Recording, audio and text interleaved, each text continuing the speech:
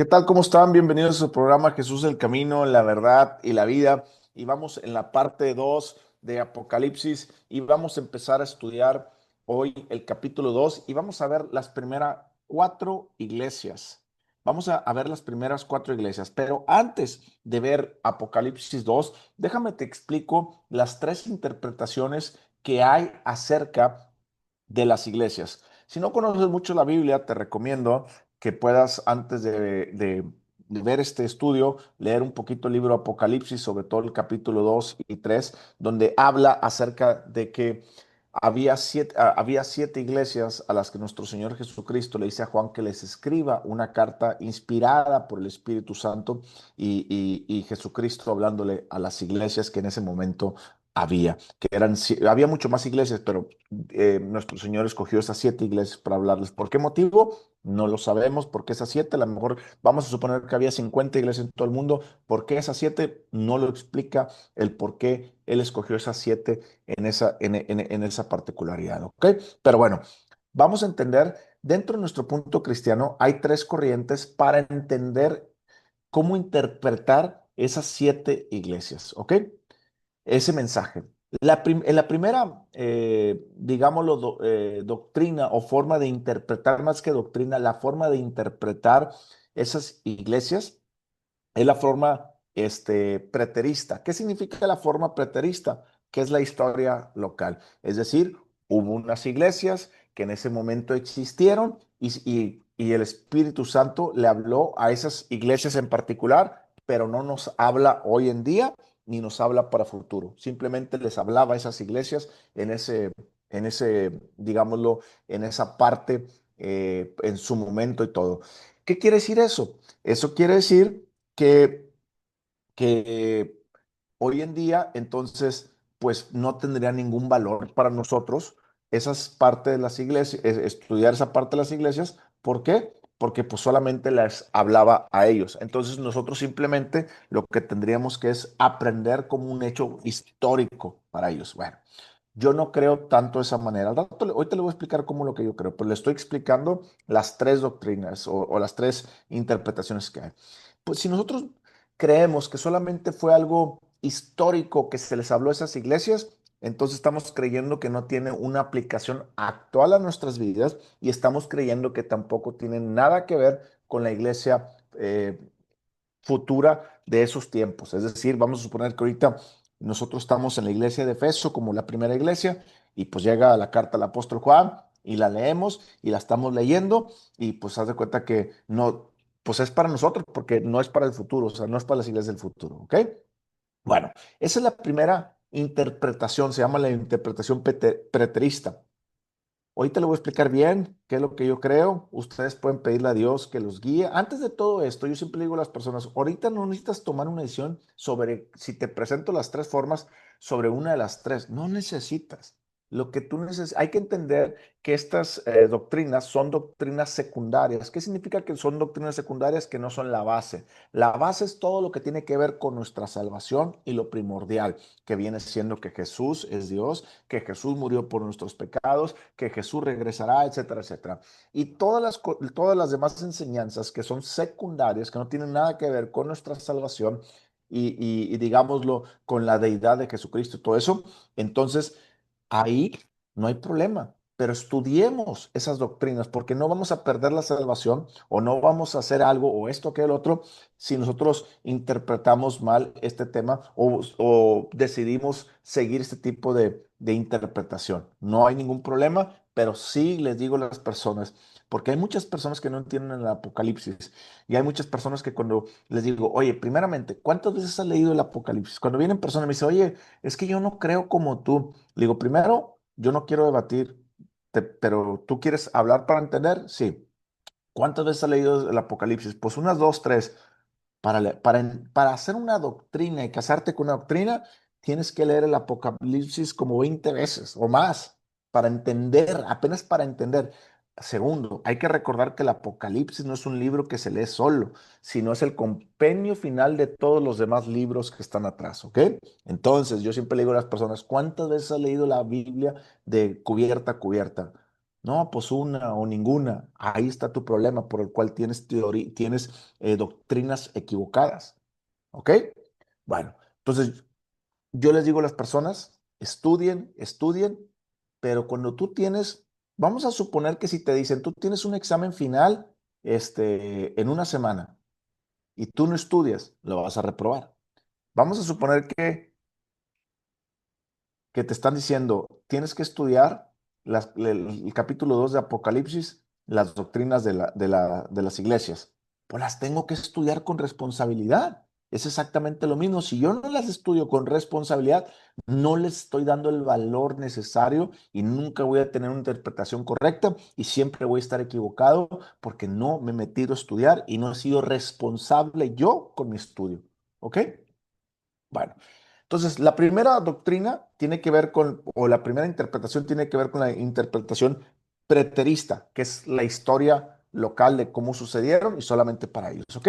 La segunda es la interpretación idealista, perdón. ¿Qué significa la interpretación idealista? Significa que se aplica a nuestras vidas, o sea, que es simbólica y atemporal. Es decir, que todo lo que menciona ahí es simplemente es para yo poderlo aplicar en cualquier momento. Es decir, me funciona tanto a la iglesia en ese momento cuando leyeron la carta, les funcionó, como hoy en día a la iglesia de nosotros o la iglesia la mitad de, no sé, hace 100 años le funcionaba y también a nosotros nos funciona y después a la iglesia que las personas que tal vez en 20 30 años estará, seguirá funcionando. ¿Ok?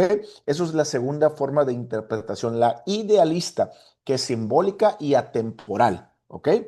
La tercera forma de interpretación es la futurista. Es decir, cuando Juan recibe esta visión, se la manda a las iglesias dicen, pues esto que nos escribe no es para nosotros. Esto tiene que ser con algo hacia el futuro. Es decir, con una proyección hacia el futuro donde no nos afecta ahorita, pero va a afectar a las iglesias de cierta forma gradual. ¿Ok? Entonces, voy a hacer un poquito ahí las tres doctrinas. La preterista, que solamente se aplica a las iglesias de ese siglo, o sea, en el siglo I después de Cristo. Las idealistas, la doctrina idealista, significa que es atemporal y puede ser desde el siglo I hasta cada momento en que la persona lee la Biblia. La futurista te dice que no es ni de las primeras iglesias ni a mitad, sino a fin de las iglesias, ¿ok? Y pues bueno, dentro, dentro bueno, voy a explicar un poquito. Si usted me dice, pastor, ¿y usted en qué cree? Yo creo en las tres. ¿Qué significa las tres? Yo creo que les hablaba a las iglesias locales, pero también creo que es atemporal, es decir, que nos puede hablar en cualquier momento porque simboliza el estado de las iglesias por temporadas y también habla en los últimos tiempos para que las iglesias se preparen, que estamos en los últimos tiempos. Entonces, pastor, entonces, ¿cuál es su interpretación? Que las iglesias, que hoy en día es preterista, idealista y futurista. Eso es lo que yo creo. Que las tres tienen una verdad y que la verdad no es aislada. Es decir, no solamente tiene que ser idealista, futurista o esto, sino yo creo que las tres son una combinación perfecta para entender cómo les habló a una situación en específico en ese momento, cómo nos sigue hablando y cómo va a hablar a la situación final. ¿Ok? Dentro de esta interpretación, hay un mapa que se le llama el mapa profético de las siete iglesias, que es lo que decía la vez pasada esta Alexandra, que comentaba, oiga, pastor, yo creo un poquito en el tema de las iglesias, que es la historia de las iglesias. Y también, yo también creo en cierto punto que todo es una combinación. Es decir, por ejemplo, vamos a entender que en este capítulo les habla, en el capítulo 2 y el capítulo 3 les habla a las siete iglesias. Es decir, la iglesia de Efeso, la iglesia de Esmirna, la iglesia de Pérgamo, la iglesia de Tatira, la iglesia de Sardis, la iglesia de Filadelfia y por último la iglesia de la Odisea. Muchas gentes tienen una interpretación. en el sentido que, como menciona las iglesias, está en forma de reloj, es decir, que va marcando una época de cada una de las iglesias. Yo creo que esto también es verídico, yo creo que esto también es verdad, pero no creo que la única verdad, o sea, no quiero decir que solamente para eso fue el mensaje de las siete iglesias, para marcar a las iglesias, no, yo creo que cada mensaje le habla una temporada a cada época de las iglesias, pero también es atemporal, que nos habla hoy en día y también habla en la parte futurista. Por ejemplo, ahorita que vamos a estudiar la primera iglesia, que es la iglesia de Efeso, le habla a la primera iglesia que existió, que es decir, después de la muerte de Jesucristo hasta 120 años después de Cristo. La segunda iglesia, que también la vamos a estudiar hoy, que es la iglesia de Esmirna, representa la segunda época del cristianismo, del año 100 hasta el año 313 después de Cristo. Después, la tercera iglesia, que es la de Pérgamo, que ya viene, mira, perdón otra vez, la primera iglesia, que fue la iglesia de los apóstoles, donde los apóstoles estaban, es la iglesia de Efeso, que es del año 30 al año 100, ¿ok? La iglesia de Esmirna es donde empieza la persecución de la iglesia cristiana, la empiezan a perseguir, ¿ok? Del año 100 al año 313. La tercera iglesia, que es la iglesia de Pérgamo, es donde la iglesia ya se empieza a tomar un cierto papel y va del año 313 al año 590 después de Cristo. Es decir, la iglesia ya tiene una más o menos una institución, ya es una iglesia imperial y ya estaba un poco revuelta ahí con Roma, ya había la iglesia, ya se hizo parte del Estado, etcétera, etcétera. Y es ahí donde se empieza a fundar la iglesia católica, ya con sus bases y todo. Pastor, entonces la iglesia católica se fundó o cómo está el tema, no. Hay que entender que la iglesia cristiana viene desde que murió Cristo Jesús, subió al cielo y vino el Espíritu Santo, está la iglesia, ¿ok? Después, en el año 300 al año 500 la iglesia cristiana se desvía, bueno, no todo, algunos líderes se desvían de la palabra de Dios por agradar a muchas personas y entre ellos a los políticos de Roma, y es ahí donde empieza la mezcolanza, y entonces el remanente, porque Dios siempre tiene un remanente, se separa de esas doctrinas, que es la verdadera iglesia cristiana, y esa iglesia que seguía creciendo se convierte en la iglesia católica, ¿ok? Entonces, pastor, ¿la iglesia católica viene del cristianismo? No, no viene del cristianismo.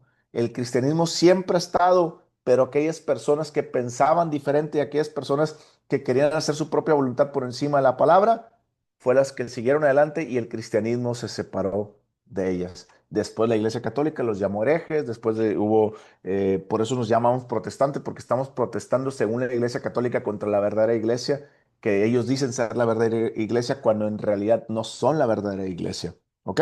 Pero bueno, es otro tema para otro día. Después, la cuarta iglesia, que la vamos a ver también hoy, es la de Tetira, que es la iglesia papal, donde ya empiezan a surgir los papas y empieza la iglesia medieval. Y es donde empieza, va del año 590 hasta 1517, es decir, toma un periodo de 1000 años casi.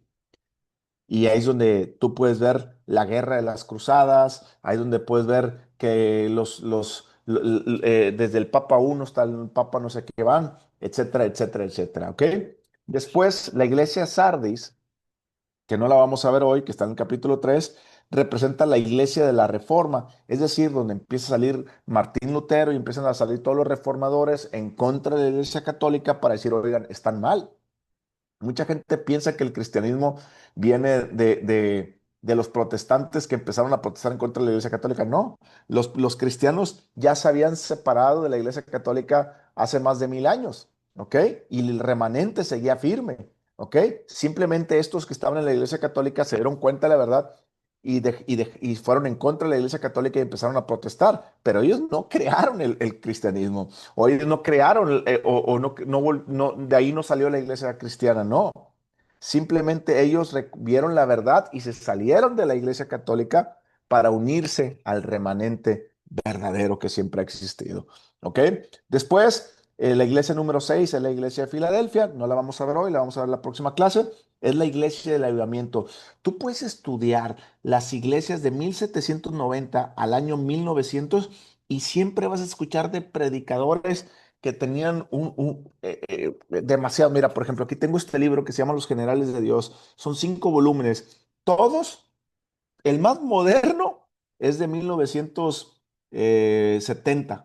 El más moderno, el predicador más moderno que aparece en ese libro. Y el más viejo es como de 1800. Es decir, esa iglesia entre 1790 al año 1900 había un avivamiento tremendo en todas las ciudades. La gente hablaba mucho de Dios y donde eran carpas y carpas enormes donde venían personas a escuchar la palabra de Dios. ¿Ok?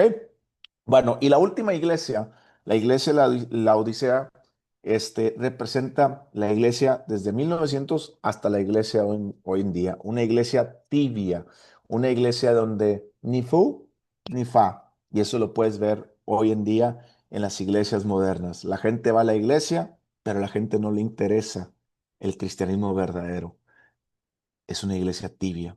Hay que recordar que Jesucristo dijo en la parábola de las vírgenes, había 10 vírgenes, 5 fueron sabias y las otras no. Y eso representa la tibieza de la iglesia. 5 se fueron y 5 se quedaron, ¿verdad? Bueno, ahora sí, vamos a empezar el capítulo 2, versículo 1, para irnos rápido, ya que dimos una explicación un poquito larga acerca de todo esto. Les voy a hacer un resumen rapidísimo. Hay 3 corrientes, formas de pensar: la interpretación preterista, que era de su momento; la idealista, que es atemporal, que siempre nos va a dar un mensaje; y la interpretación futurista, que ellos creían que solamente era para las iglesias del futuro.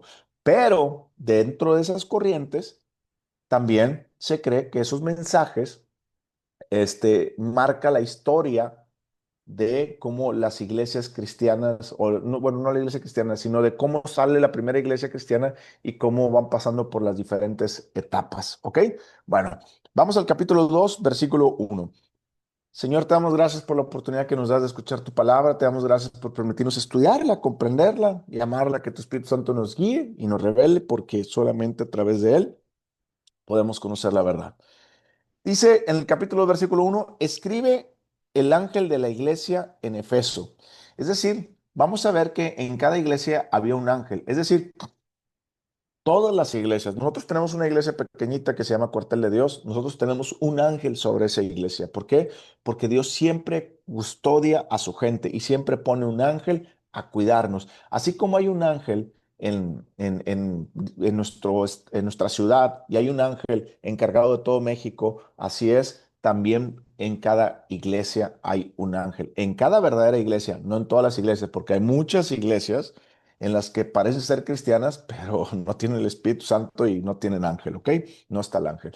¿Por qué es necesario tener un ángel? Porque el ángel Dios lo ha puesto a nuestro servicio. Si ustedes ponen ahí la parte de, no vayan para allá, pero en Hebreos capítulo 1, versículo 14, ustedes lo pueden entender después, lo pueden leer. Y dice así, dice, no son todos, hablando de los ángeles, no son todos espíritus ministradores enviados para servicio a favor de los que han heredar la salvación. Es decir, los ángeles Dios los puso a nuestro servicio para seguir haciendo su obra y seguir haciendo su obra y seguir haciendo su obra. ¿Estás entendiendo? Bueno, entonces dice, escribe al ángel de la iglesia de Efeso, el que tiene las 7 estrellas. A su diestra, el que anda en medio de los 7 candeleros de oro, dice esto. Aquí primero está diciendo Jesucristo, lo está describiendo Jesucristo como el que tiene las 7 estrellas. ¿Qué significa las 7 estrellas? Son las 7 iglesias. Si te acuerdas, en el capítulo 1 nos dice qué significa las 7 estrellas. Por ejemplo, vamos rapidísimo al capítulo 1, versículo 20, un versículo arriba, y dice, el misterio de las 7 estrellas que has visto a mi diestra y de los 7 candeleros de oro, son las 7 estrellas, son los ángeles de las 7 iglesias, y los 7 candeleros que has visto son las 7 iglesias, ¿ok? Las estrellas son los ángeles y los candelabros son las iglesias, ¿ok? Entonces dice, el que tiene las 7 estrellas, es decir, el Señor de los ángeles a su diestra, y el que anda en medio de los 7 candeleros, es decir, el que anda en medio de su iglesia, aquel que la iglesia le pertenece, ¿ok? Entonces te das cuenta cómo Este versículo describe a Jesucristo que Él es el Señor y los ángeles están a su servicio, pero Él anda en medio de su iglesia. Esto quiero que entiendas, porque la Biblia nos dice que donde están dos o tres reunidos en mi nombre, ahí estoy yo. Tú tienes que entender una cosa. Cuando nosotros nos reunimos como iglesia, porque no, la iglesia no es el lugar físico, cuando nosotros nos reunimos como iglesia, nosotros tenemos que creer la palabra que verdaderamente Jesús está ahí y anda en medio de su gente. Si tú vas a la iglesia como si nada, sin entender esta verdad, te vas a perder de todo lo que Dios tiene para tu vida.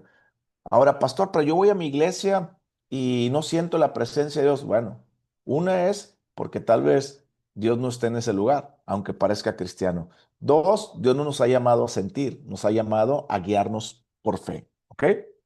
Versículo 3, 2 dice, yo conozco tus obras. En el pasaje que vamos a entender, en el pasaje que vamos a entender, vamos a ver que Jesucristo siempre habla de que le dice a las iglesias, yo conozco tus obras y luego les dice, pero te falta esto. Yo conozco tus obras y tu arduo trabajo, paciencia y que no puedes soportar a los malos y has probado a los que se dicen apóstoles y no lo son y lo has hallado mentiroso y has sufrido y has tenido paciencia, has trabajado arduamente por amor de mi nombre y no has desmayado. Hasta aquí el Señor Jesucristo les dice, yo conozco tus obras. Hay que entender esto, el Señor Jesús conoce nuestras obras.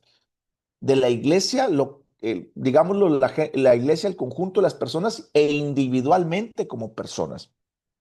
Si tú eres una persona que no está, digámoslo, sus obras son buenas delante de Dios, ten mucho cuidado, porque Dios está en medio de su iglesia. Y no estoy hablando del lugar físico, estoy hablando del conjunto de creyentes que se juntan a adorar y alabar a Dios, ¿ok? Hay que entender una cosa. Dice, ustedes tienen algo bueno, que ponen a prueba a todos aquellos que se dicen ser apóstoles. Te voy a decir una cosa, hoy en día las iglesias no ponen a prueba ni a sus propios pastores. Este domingo que estuvimos en mi iglesia, yo les dije a mi iglesia, esta es la doctrina en la que creemos y entramos en los puntos doctrinales y les dije, si ustedes tienen la responsabilidad el día de mañana que yo predique o enseñe algo fuera de la Biblia, ustedes tienen toda la autoridad para a mí probarme y saber si estoy bien o mal, como los debería. Porque si estoy mal, ustedes me van a decir, pastor, lo que usted dijo no es así y está muy chueco, etcétera, etcétera, etcétera, etcétera, etcétera. Nosotros tenemos que estar probando a los líderes. Hay que entender una cosa, no está hablando los neófitos, no está hablando aquellas personas que recién convertidas, no está hablando las personas que no estudian la Biblia.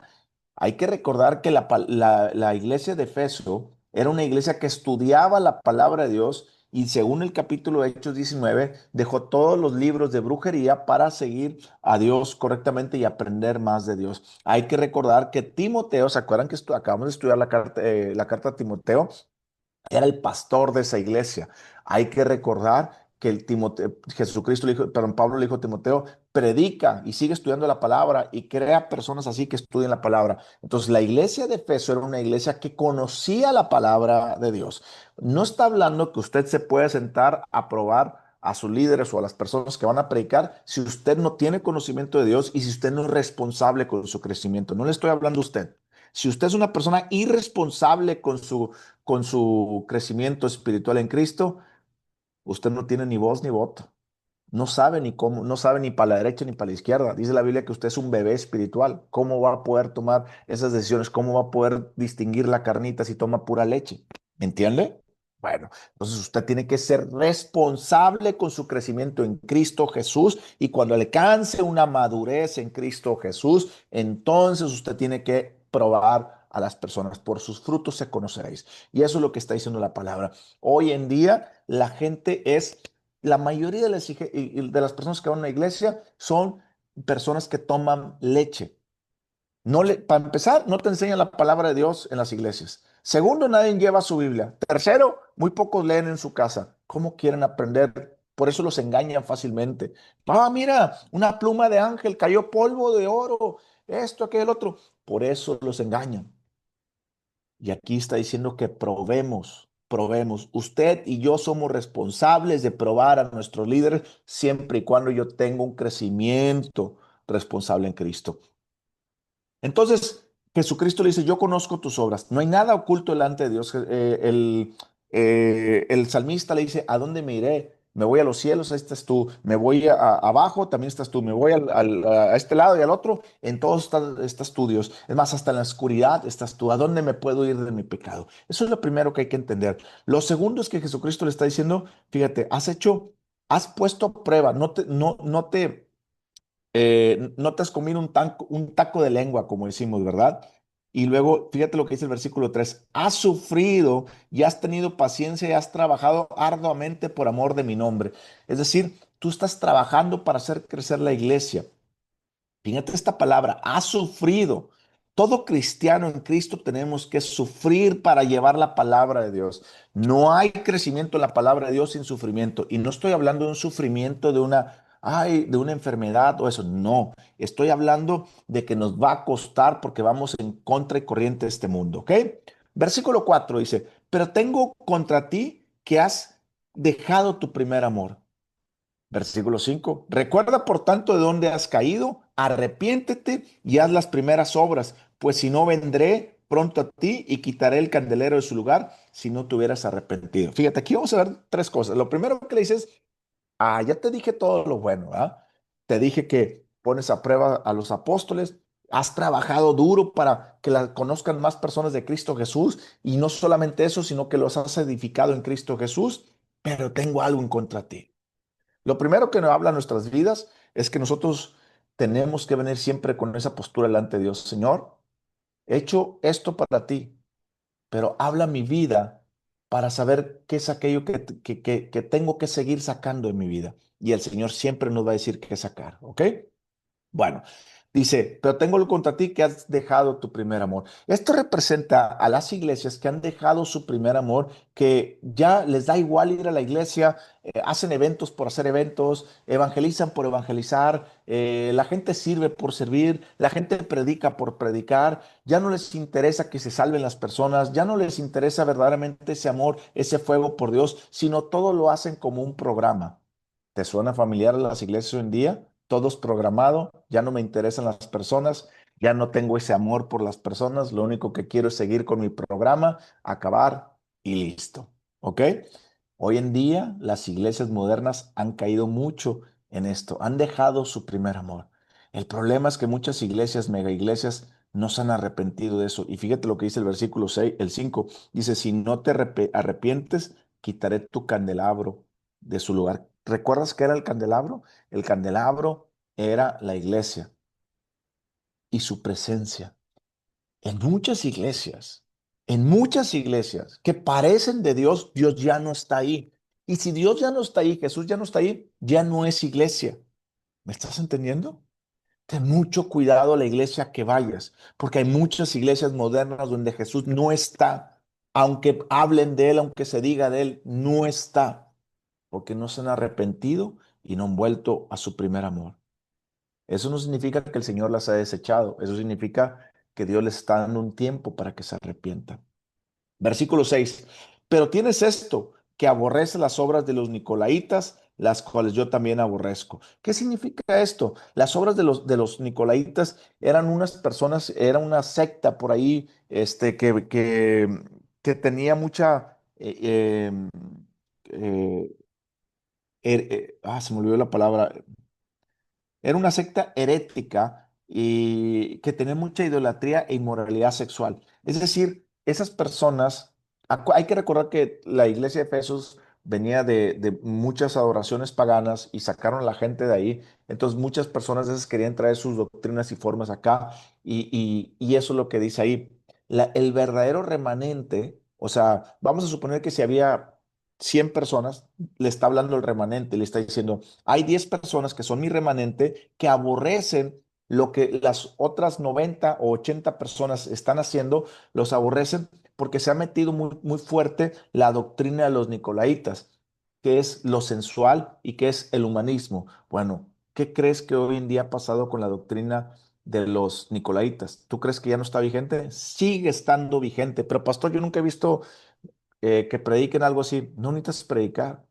Al simple hecho que el pastor no hable que que, que el adulterio es un pecado o que la fornicación es un pecado, o que esto y que el otro, les está dando licencia a las personas de hacerlo porque nunca les he enseñado y nunca quiere hablarles porque no los quiere ofender. ¿Me entiendes ahora? Bueno, entonces, el pastor al hacer eso y nunca hablar porque nunca quiere ofender la verdad de la palabra de Dios, está aceptando las doctrinas nicolaitas.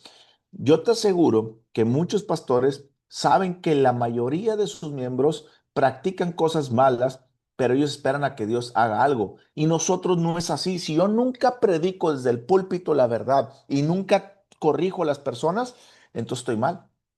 Yo les he dicho, a mí me ha tocado sacar a una persona, a una pareja de la iglesia porque no estaba casada, le dimos un tiempo de recuperación, como 6, 7 meses, no quisieron en ese tiempo casarse ni arrepentirse de su pecado, les dijimos muchas gracias, vaya, aquí no pueden estar. Ah, pero usted es un radical, así es la palabra de Dios, si tu ojo te hace caer en pecado, sácalo. La Biblia dice que si tu hermano cae en pecado, habla con él. Si sigue cayendo en pecado, trae un testigo. Si sigue cayendo en el mismo pecado, dice que lo expulses de la iglesia delante de todos. Así es la palabra, porque Jesucristo dijo, te quitaré si no te arrepientes eso. Y la mayoría de las iglesias hoy en día no hacen eso. Y como no hacen eso, hay que tener cuidado. Nuestro Señor Jesucristo ya no se pasea ahí. Versículo 7. El que tiene oído, oiga lo que el Espíritu dice a las iglesias. Esto siempre nos lo dice al final de cada mensaje de la iglesia. El que venciere, le daré a comer del árbol de la vida, el cual está en medio del paraíso. Que Dios no está, lo hermoso de nuestro Dios es que siempre nos dice, arrepiéntete, mira, este es tu pecado. No te lo estoy diciendo para decir qué mal, te estoy diciendo para que salgas de ese pecado. Y ya que salgas de ese pecado, te estoy diciendo la bendición que te espera. ¿Lo quieres? Sí, sí, sí, lo quiero. Entonces, sal de ahí. Eso es lo hermoso de nuestro Dios. A las 7 iglesias les da el arrepentimiento y los brazos abiertos para que vengan. Pero como hoy en día también muchas iglesias no se quieren arrepentir. El mensaje 2 a la iglesia de Esmirna, versículo 8 dice, escribe al ángel de la iglesia en Esmirna, el primero y el postrero, el que estuvo muerto y vivo, dice. Es decir, a cada iglesia Jesucristo se le revela de una manera. Si te acuerdas, leímos ahorita en el capítulo 2 versículo 1 dice, el que tiene las 7 estrellas, es decir, el que tiene el poder sobre los ángeles y el que gobierna sobre su iglesia. Aquí ahora lo dice que es el alfa y el omega, es decir, el primero y el último, y el que estuvo muerto, pero vivió. Entonces Jesucristo nos está dando, nos está diciendo que esta carta viene de Él, de nuestro Señor Jesucristo, y nos está dando esa descripción. Versículo 9, yo conozco tus obras, otra vez, yo conozco tus obras, tu tribulación y tu pobreza, pero tú eres rico. Aquí esta iglesia se sentía pobre y Jesús le está diciendo, hey, ustedes son más ricos de lo que ustedes creen, hablando de riqueza espiritual. Versículo, perdón, y la blasfemia de los que se dicen ser judíos y no lo son, sino sinagoga de Satanás. Aquí no está diciendo que esta iglesia era una sinagoga de Satanás. Está diciendo, si tú lo lees en tu versión, tal vez una nueva traducción viviente, una Dios habla, se entiende un poquito más claro. Está hablando que había judíos que se oponían a los cristianos y que esos judíos que se oponían a los cristianos era una sinagoga de Satanás. Es decir, el pensamiento de oponerse a los cristianos no era un pensamiento meramente de la carne, sino era nacido por doctrinas satánicas que era atacar a los cristianos. ¿Estás entendiendo? Bueno, cuando una persona ataca a un cristiano y lo quiere matar, no es él, es Satanás en él. Versículo 10. No temas en nada lo que vas a padecer. He aquí el diablo echará a alguno de vosotros en la cárcel para que seáis probados y tendréis tribulación por 10 días. Sé fiel hasta la muerte y yo te daré la corona de la vida. Quiero que entiendas aquí, dice, el diablo echará a unos a la cárcel. Hay que entender, por ejemplo, ¿se acuerdan del caso de José en Génesis? Uno dice, ¿fue Dios el que lo puso en la cárcel? No, no fue Dios el que lo puso en la cárcel. El que lo puso en la cárcel a José fue Satanás. ¿Pero cómo, pastor? Sí, se metió en la envidia con sus hermanos y sus hermanos por envidia, dice la Biblia. Dios no opera en la envidia. Entonces no fue Dios el que lo metió en la cárcel. ¿Quién lo metió en la cárcel? Satanás. Ah, pero se cumplió el plan de Dios. Eso es otra cosa. ¿Sí me explico? No significa que él tendría que pasar por la cárcel para cumplir el plan de Dios. No, lo que José estaba entendiendo es que Dios nunca lo dejó y que el plan de Dios se cumple, sea cual camino se tome. Siempre se va a cumplir. ¿Me explico? No estoy hablando de caminos malos, estoy hablando de cuando tomas, le dejas todo en manos de Dios, ¿ok? Bueno, eso es lo que quiero que entiendas. Es decir, te voy a poner mi ejemplo. Yo no tuve que pasar por la cárcel perdón, yo no, yo Dios no me puso a mí en la cárcel para aprender de él. Yo por mis propias malas decisiones caí en la cárcel y de ahí Dios lo tomó para bien y me cambió todo y entonces aprendí de él. Yo siempre lo he dicho, tal vez yo por mi orgullo necesité la cárcel para tocar ese fondo, pero no fue Dios. Dios lo cambió todo para bien. Lo mismo que José. José no ocupaba la cárcel para ir a Egipto, simplemente seguir a Dios. Pero sus hermanos lo traicionaron por envidia, lo pusieron ahí y Dios tomó esa situación para decirle, aquí no manda Satanás, aquí mando yo, confía en mí, José. Y lo único que Dios quiere es que confiemos en Él. Aquí nuestro Señor Jesucristo es exactamente lo mismo. Le está diciendo, a ustedes los va a poner a prueba el diablo, pero tranquilos, yo les estoy diciendo ya que van a salir victoriosos. ¿Sí me explico? Entonces, ¿por qué te angustias? Ay, voy a ir a la cárcel. Sí, pero Jesucristo te está diciendo, vas a salir victorioso, confía en mí. Y eso es lo que tenemos que poner atención. ¿Ok? Fíjate el versículo 11. El que tiene oídos, oiga lo que el Espíritu dice a las iglesias. El que venciere no sufrirá daño de la segunda muerte. ¿Qué significa esto el que venciere? Significa que la persona que pone plena confianza en Cristo Jesús ya es un vencedor. Acuérdense que la Biblia nos dice, somos más que vencedores por medio de aquel que nos amó en Romanos 8, ¿verdad? Y dice, no sufrirá daño en la segunda muerte. Es decir, aquella persona que cree verdaderamente en Cristo, que Cristo es el todo y que no se aparta de su fe, entonces dice Jesús, no te preocupes, tú no vas a sufrir la segunda muerte donde van a ir todos al lago de fuego. ¿Por qué? Porque tú verdaderamente creíste en mí. ¿Estás entendiendo esa parte? Yo te voy a hacer una pregunta aquí rapidísimo. ¿Tú estás creyendo verdaderamente en Cristo Jesús o en los momentos donde viene la prueba, que no es la prueba de Dios? Pastor, entonces, ¿cómo es la prueba de Dios? Ok. ¿Se acuerdan cuando Dios probó a Abraham con su hijo? Ok. Bueno, ¿qué es la prueba de Dios? La prueba de Dios es si le vas a creer a Dios antes que al diablo. Eso es. Es decir, como en este caso, le dijo, hey, ustedes van a caer en la cárcel, el diablo los va a querer probar. No soy yo, es el diablo que los va a probar. Entonces, vamos a suponer, caes en la cárcel porque leíste esto y vino la persecución.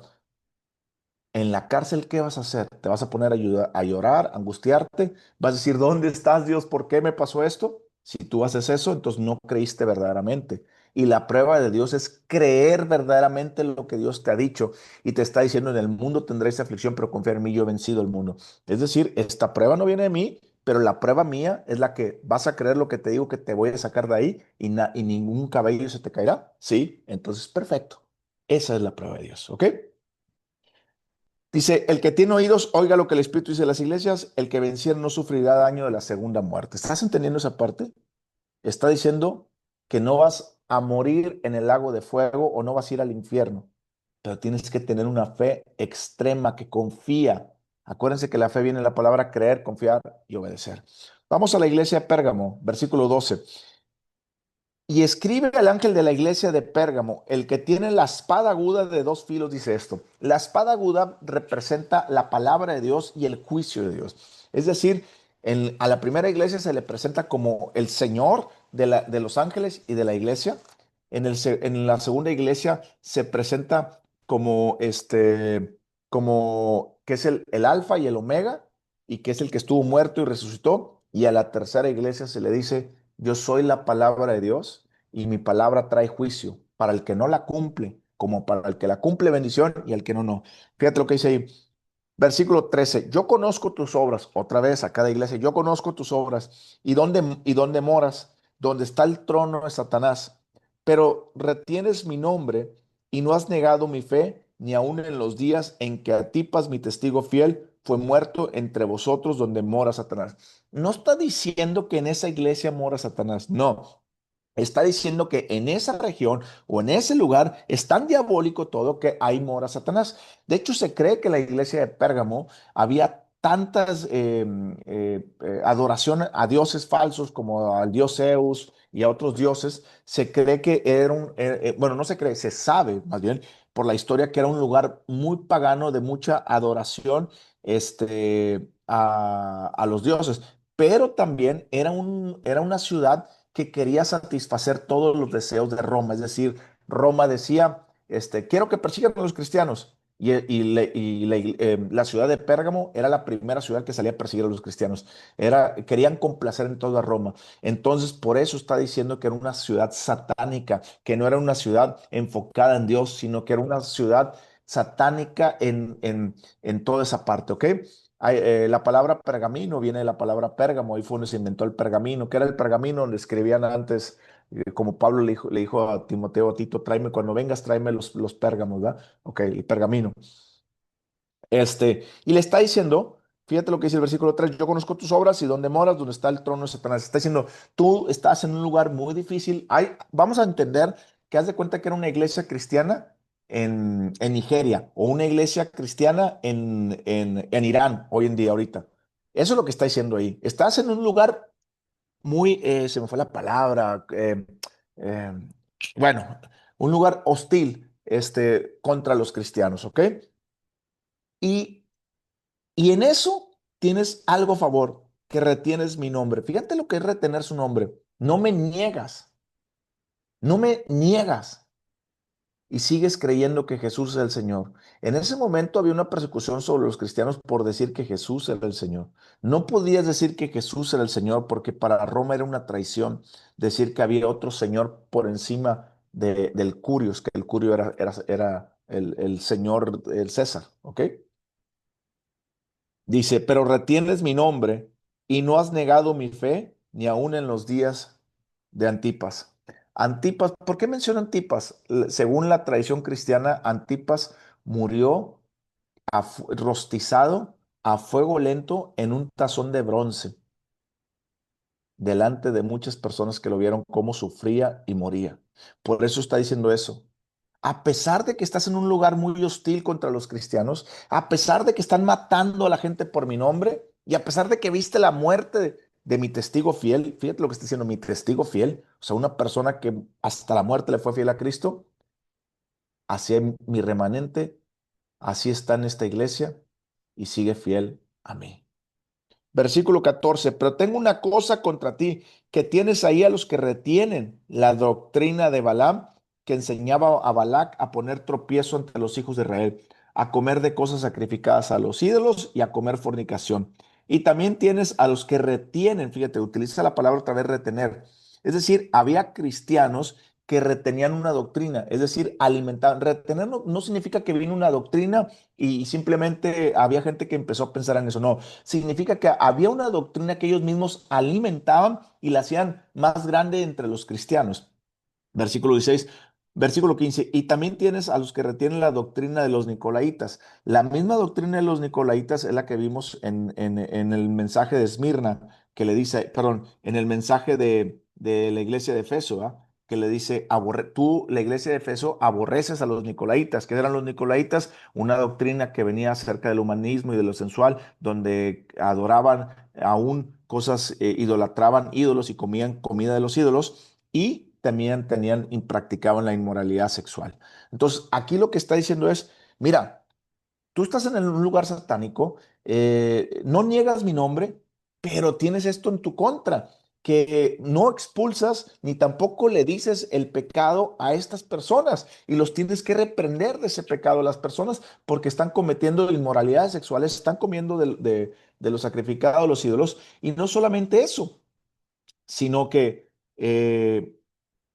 hacen muchas inmoralidades sexuales. Versículo 17. Y luego le dice, perdón, versículo 16. Y el Señor Jesucristo siempre le dice, arrepiéntete. Le dice, arrepiéntete pues, si no vendré pronto y pelearé contra ellos con la espada de mi boca. Fíjate lo que está diciendo. Acuérdate que no le está hablando a una persona en particular, le está hablando a toda la iglesia. Imagínate que esto se lee delante de la iglesia y ahí es donde estaban esas personas que fornicaban y que comían a los ídolos y esas personas que caminaban en adulterio. Por eso quiero que entiendas hoy en día las iglesias modernas. Yo no sé la Biblia nos enseña que tenemos que predicarle esto y enseñarle esto a las personas que se dicen ser cristianos para que se separen, porque si no Dios va a pelear contra ellos. ¿Te das cuenta cómo esos pastores están cometiendo algo tan mal a esas personas? Ellos piensan que están llevando a Dios a sus vidas, pero están trayendo juicio sobre la vida de ellos porque está diciendo que es la espada Jesucristo. ¿Y qué dice el versículo 17? Perdón, versículo 16, por tanto arrepiéntete, pues si no vendré a ti pronto. No está hablando una persona, está hablando la iglesia, y pelearé contra ellos. No está diciendo que peleará contra los buenos, está diciendo que peleará contra los cristianos que se dicen ser cristianos, pero andan en inmoralidad sexual y andan en cosa de idolatría. ¿Ok?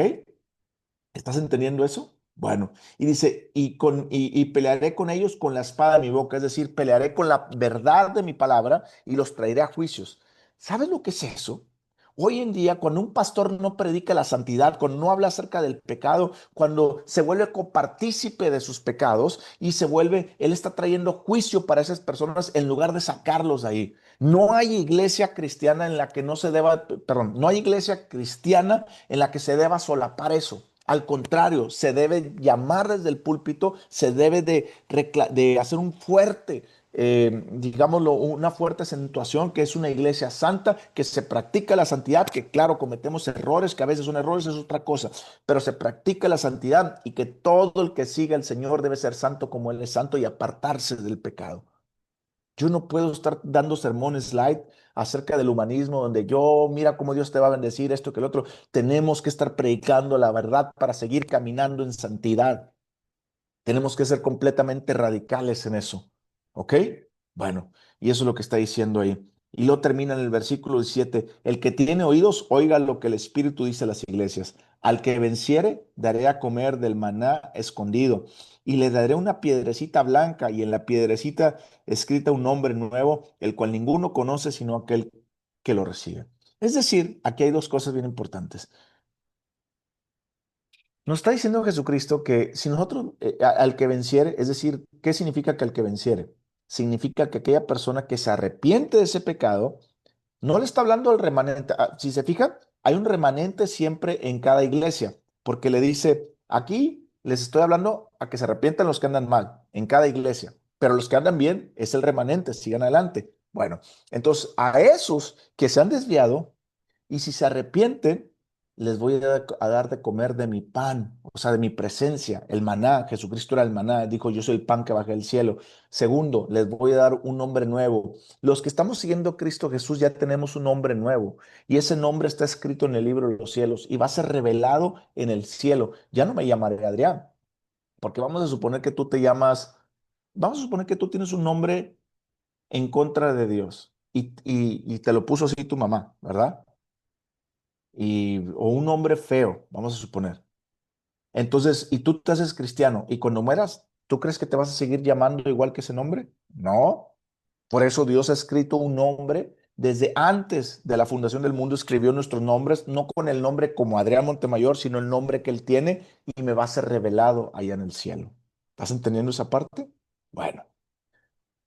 Segundo, vamos al último mensaje de la iglesia de Teatira, versículo 18. Escribe al ángel de la iglesia en Teatira, el Hijo de Dios. Fíjate, en la primera iglesia dijo, yo soy el Señor de los ángeles, el que camino en medio de mis iglesias y Señor de mis iglesias. En la segunda iglesia dijo, el que estuvo muerto y el que ahora vive, el Alfa y el Omega. En la tercera iglesia dijo, yo soy la espada, o sea, la palabra de Dios que trae juicio. Y en esta cuarta iglesia está diciendo, yo soy el Hijo de Dios, el que tiene como ojos de llama de fuego y sus pies semejantes al bronce bruñido. Qué hermosa descripción. Otra vez les dice, yo conozco tus obras y amor y fe y servicio. Fíjate, conozco tu amor, tu fe y servicio. Muchos de nosotros estamos así, mucho amor, mucha fe, mucho servicio. Y tu paciencia. que tus obras postreras son más que las primeras. Es decir, fuimos empezando de menos a más y ahorita estamos haciendo muchas obras. Yo conozco muchas personas que se meten en mucho activismo dentro de la iglesia, pero tengo unas pocas cosas contra ti. Que toleras. Tolerar significa que yo permito. Que toleras que esa mujer Jezabel, que se dice profetiza, enseñe y seduzca a mis siervos a fornicar y a comer cosas sacrificadas a los ídolos. ¿Se está dando cuenta esta parte? ¿Se está dando cuenta esta parte? Dice, tú permites.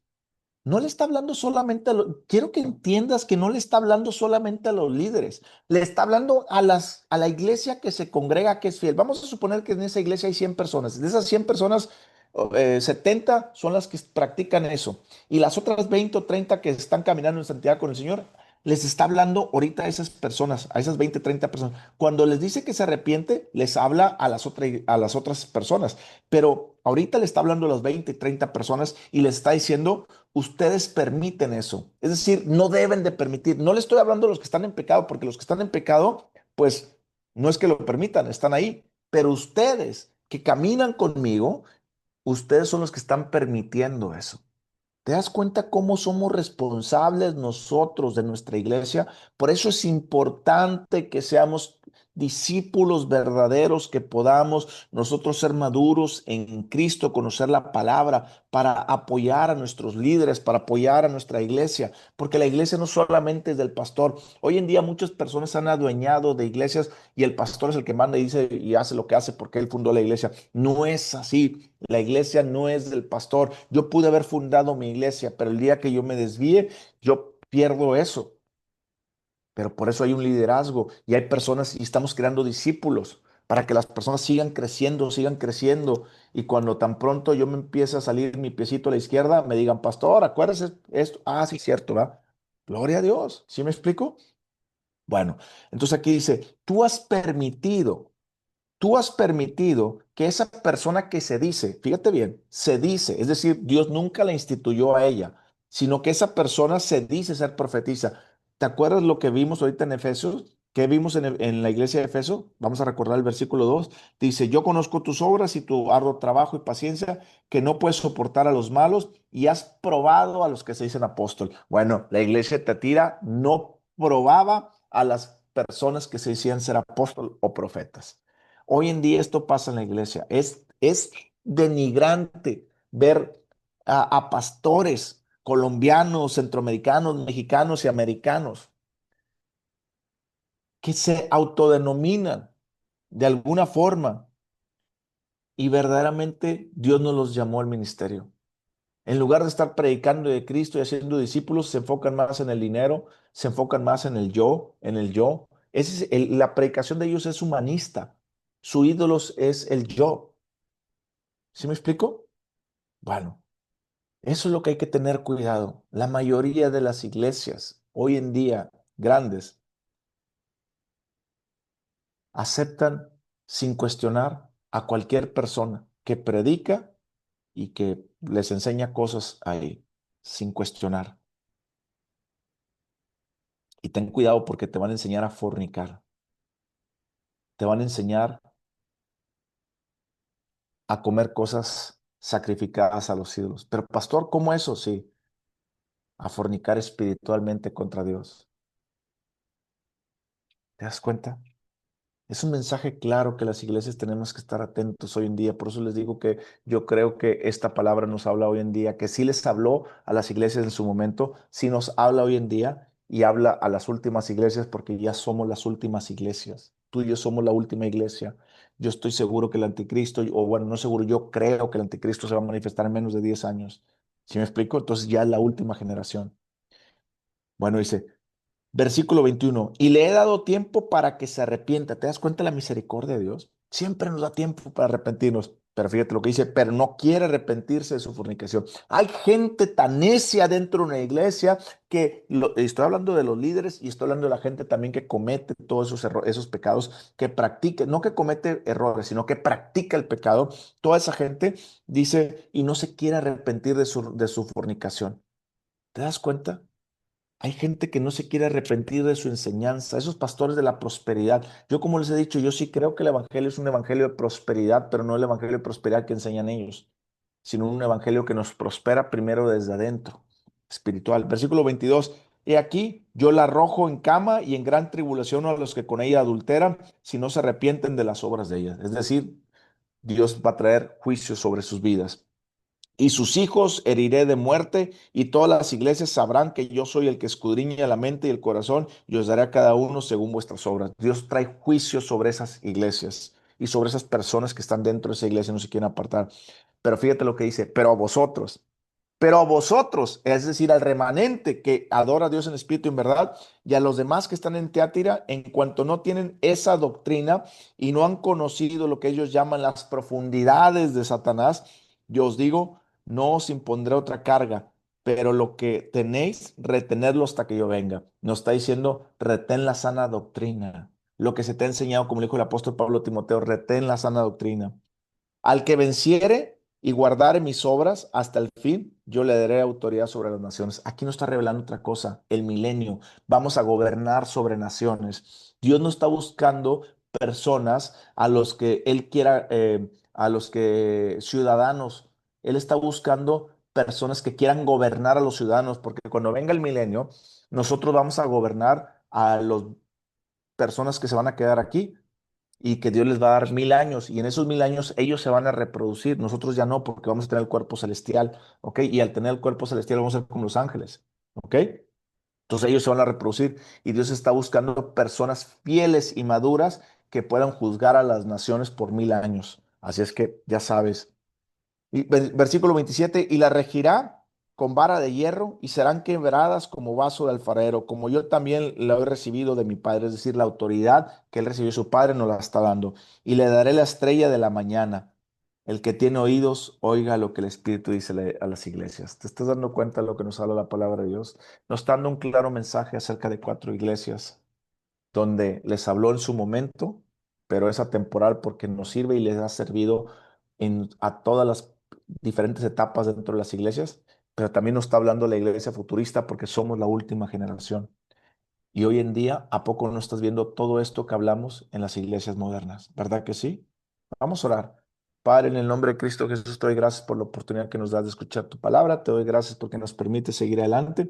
Y te doy gracias porque tú eres bueno y misericordioso. Perdona nuestros pecados. Ayúdanos a arrepentirnos de si hemos caído en algo así, Señor, porque no queremos ser cómplices de esto, Señor. Gracias por ser bueno y oro por mi iglesia y por las demás iglesias para que puedan ver esta gran verdad y salir de los errores en los que están. En el nombre de Jesús. Amén. ¿Puedes ponerle para alma?